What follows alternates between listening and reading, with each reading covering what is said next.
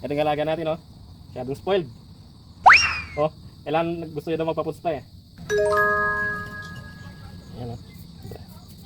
Brush tayo pa ako po, oh. Dato yung pangkay.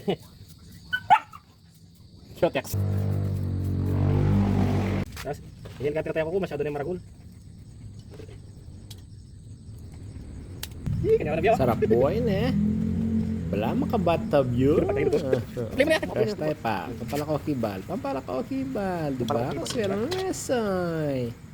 Super spoiled ang alaga kong manok. Diba? Oh. Saan ka pa? Todo bigay yan. Todo alaga yan, soy. Yan po. Body scrub. Body scrub tayo, soy. Sige.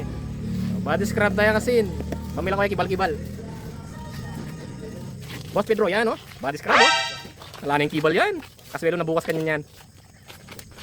Body scrub. Sa singit-singit na. Yan, bang puti yung singit. Yan, oh. Dumali yan, soy. Kaswelo ng manok.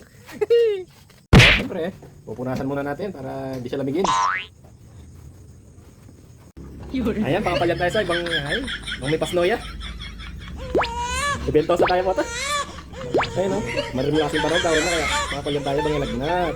Diba? Ayan na, soy.